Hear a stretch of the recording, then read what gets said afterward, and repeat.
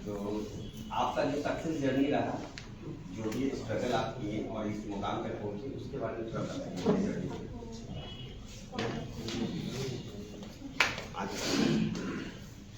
Good morning. Good morning. मेरा नाम संगीता है।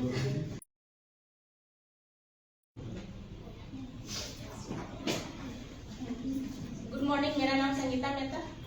मैं पटना की रहने वाली हूँ, एक हाउस वाइफ। ये बिजनेस हमारे जिस समय कोरोना आया था उसी समय हमारे प्लान, हमारे धीरज सर, अशोक सर और चंदन सर हमारे घर आए थे। हमको लगा था कि सर हम जैसे कि ये हमारे जैसे अप्लाइन है मेरे धीरज सर जो मेरे भाई हैं, हमको लगा कि उनके दोस्त हैं, फ्रेंड हैं, वो हमारे घर आए। हम बैठे, चाय नाश्ता सब मिला। उसके बाद बात भी चालू हुआ। सर हमारे बोले कि एक बिजनेस है जो यहाँ से आप कुछ अपना सपना पूरा कर सकते हैं। हमको यकीन नहीं हुआ, लेकिन उसके बाद फिर भी सर बोले कि हम कुछ प्रोडक्ट बताते हैं, तो कुछ प्रोडक्ट के बारे में बताएं। प्रोडक्ट हमको अच्छा लगा, अपने घर में यूज करवाएं। मैं सबसे पहले अपनी सासू माँ को यूज करवाए थे क्योंकि पैरालाइसिस की शिकार थी, उनको यूज कराए तो उनको बहुत हद तक ठीक हो गई। अब तो खैर उनका एकदम बिल्कुल ठीक हो गया है। और वो प्रोडक्ट ये विश्वास जगाया कि ये प्रोडक्ट से वाकई में मेरे फैमिली हेल्दी रह सकते हैं, हेल्दी रहे। धीरे धीरे हमारे सर बोले कि आप इस प्रोडक्ट को यूज कीजिए। यूज किए। उसमें मेरा बेटा 4 महीना का था। हमको नहीं लगा था कि हम कर पाएंगे। 4 महीना का बच्चा था, कैसे हम वहाँ जाएंगे, ऑफिस कैसे जाएंगे, कैसे लोगों को पास जाएंगे, ये हमको लगता था। क्योंकि बहुत सारी परेशानियां थी, क्योंकि एक हाउस वाइफ को सिर्फ घर में बंद करके रख दिया जाता है। वो मेरा सपना था, सपना बंद नहीं रह गया, पूरा नहीं हो पाया था। बहुत आर्थिक स्थिति खराब थी और लेकिन फिर भी हमने मेरे अपलाइन मुझे बहुत सपोर्ट किए, बोले कि आपसे होगा। हमने इस प्रोग्राम को देखते गए, जैसे सर हमारे अपलाइन सब बताएं। अपलाइन के माध्यम से मैं हर प्रोग्राम में गई। एवर फंक्शन फर्स्ट बार हुआ था, वहाँ भी गई। उसमें मैं चैंपियन बनी थी फर्स्ट बार। उसके बाद धीरे धीरे मेरे जैसे जैसे अपलाइन बोलते गए वैसे वैसे मैं करती गई, और करते करते मैं यहाँ तक तो पहुँच गई। लेकिन उसके बीच में बहुत सारी परेशानियां आई। सबसे पहले मेरे घर में लोग बहुत मना करते थे, बहुत तरह का बात बोलते थे। सिर्फ हम सुनते रहते थे। घर का खाना बनाते थे, सारा काम कर देते थे, फिर भी सुनने को आता था 4 लोगों को बैठा देती है, बैठे रहती है। लेकिन फिर भी ये सुने नहीं, करते गए।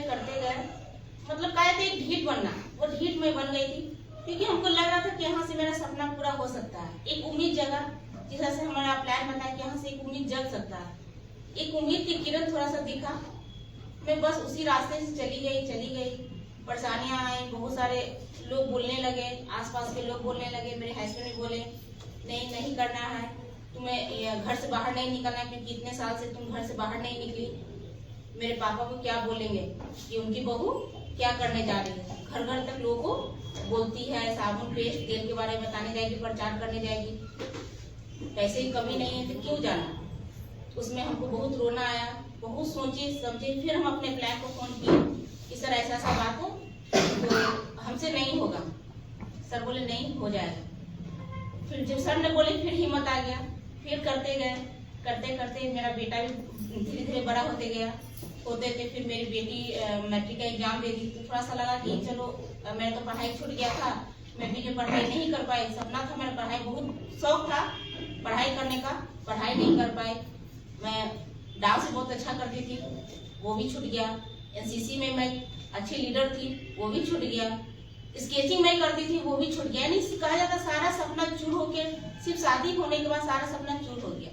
यहाँ से धीरे धीरे मेरी उम्मीद जगा कि मैं कुछ कर सकती हूँ।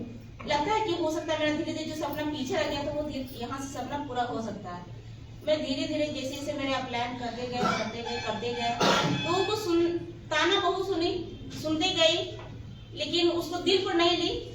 जो घर का कहा जाता है कि एक लेडीज को होता है कि घर का काम करना है पहले, उसके बाद कुछ करना, वो मैं प्रूव की। हर जो भी काम होता था घर का, खाना बनाना, कपड़ा धोना, जो भी सारा काम करके अपने बच्चों को सारा व्यवस्था करके तब निकलती थी।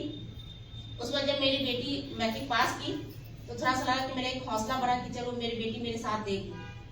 उस समय हम अपनी बेटी का ये यहाँ लाए तो मेरी बेटी बोलने लगी, मम्मी क्या करती हो, बक बक बक बक करते रहती हो, हमको अच्छा नहीं लगता है, हमको बहुत टेंशन होता है। फिर भी हमारे अपलाइन लोग आते थे तो इसको बोलते थे बैठो बैठो।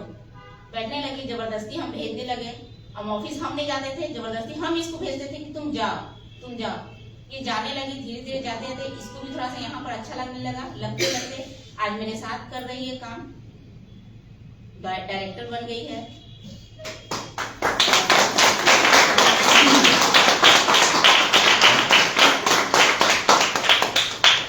साक्षी बहुत ज्यादा हेल्प मेरा की, मेरे अपलाइन तो हेल्प किए ही, मेरा भाई तो हेल्प किया ही, साथ में मेरी बेटी भी हेल्प की।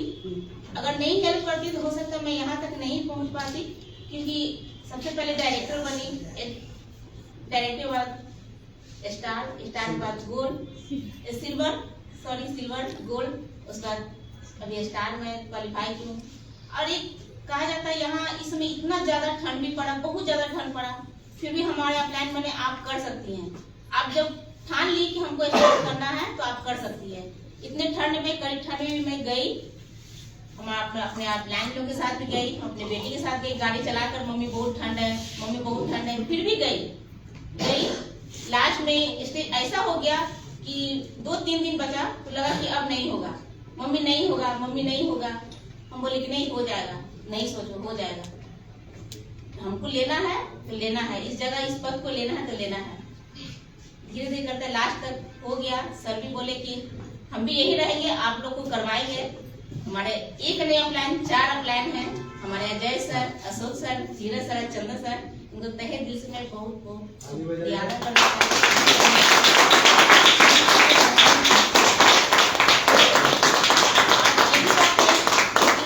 कहा जाता है एक ड्रीम भी होता है घूमने का, एक ड्रीम ये भी एक सपना है घूमने का।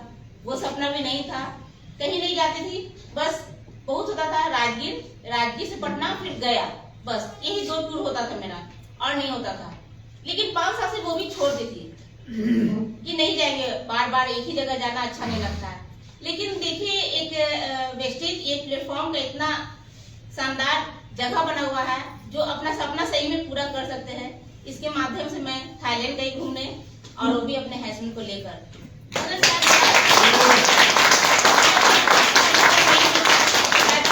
को नहीं ले जा सकती थी, क्योंकि पैसे तो हर लोग कमा सकते हैं लेकिन अपना सपना पूरा नहीं कर सकते हैं।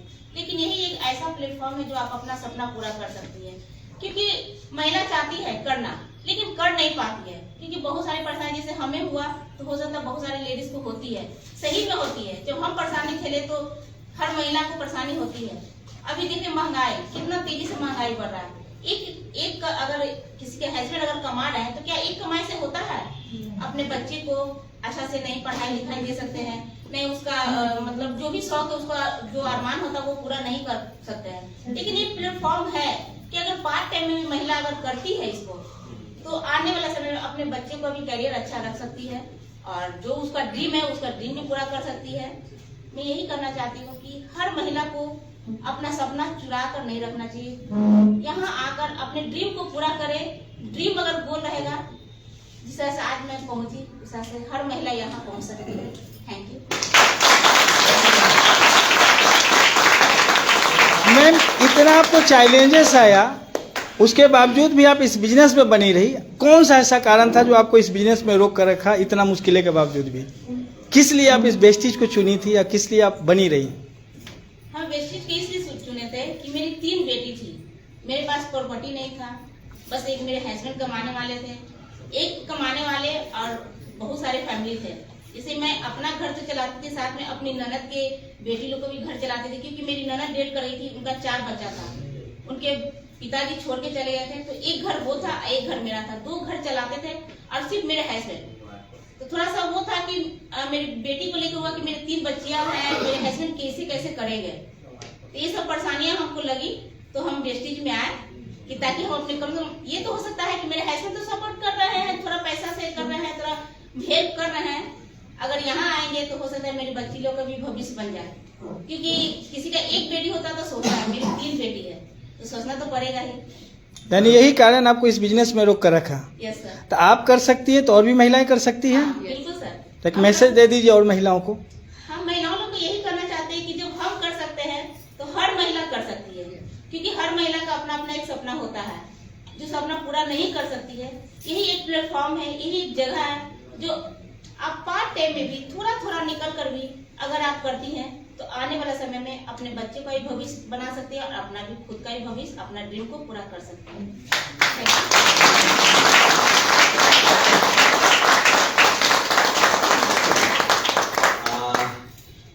4 साल 5 साल 4 साल आप 3 साल का जब 4 साल का जब 3 साल आप बहुत मेहनत की।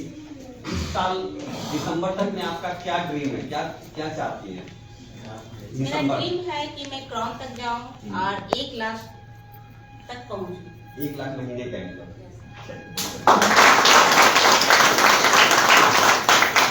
थोड़ा सा मैं भी बोलूंगा क्योंकि आज मैं एक्साइटमेंट को रोक नहीं पा रहा हूँ।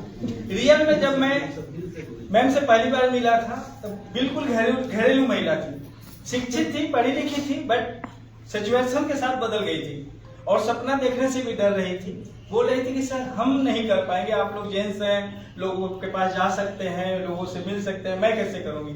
और साथ में एक बाबू भी था 4-5 महीना का।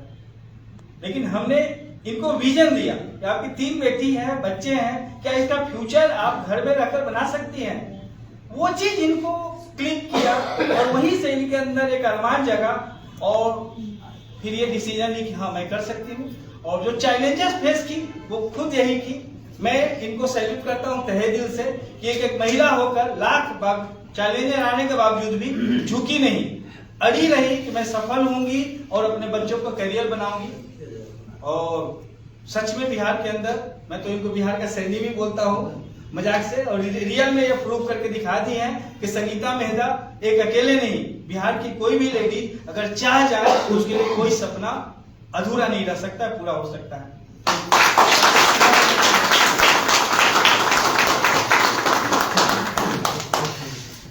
ये था मैम का सक्सेस जर्नी। लोग आते हैं चले जाते हैं, 1 महीना 2 महीना 6 महीना में ही चले जाते हैं, मगर उन्होंने अपना विजन रखा, विजन को पकड़े रखा और लगातार उन्होंने प्रयास किया।